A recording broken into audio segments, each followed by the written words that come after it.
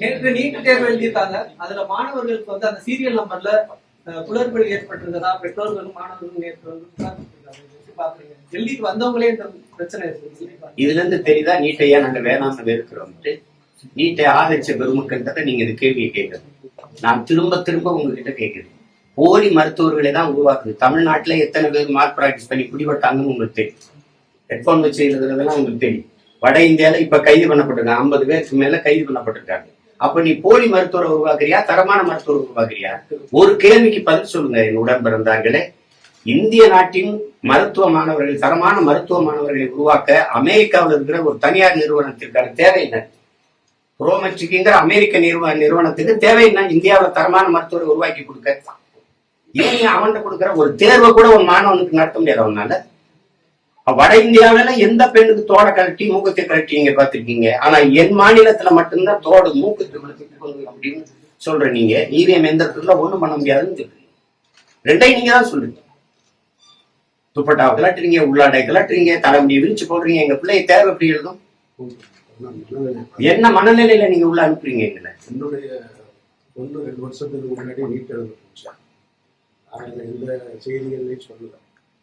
NEET எழுத போனப்ப அவங்க போட்டிருந்த புட்காவை கரெக்டாக சொல்லிட்டு உள்ள வர சொன்னாங்க.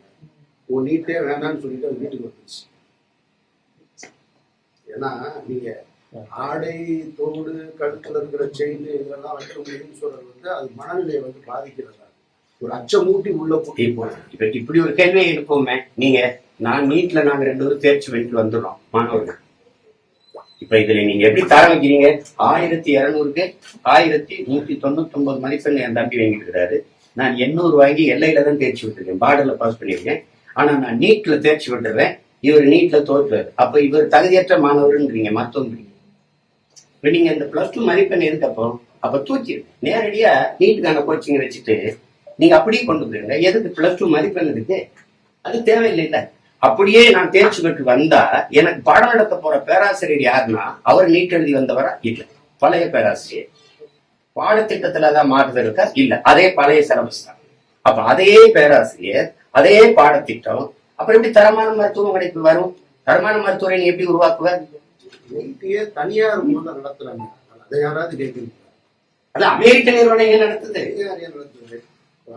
பரீட்சை நடத்துறது அமெரிக்க நிறுவனம், கோச்சிங் சென்டரும் தனியார் நிறுவனம். அது கேட்கணுங்களா?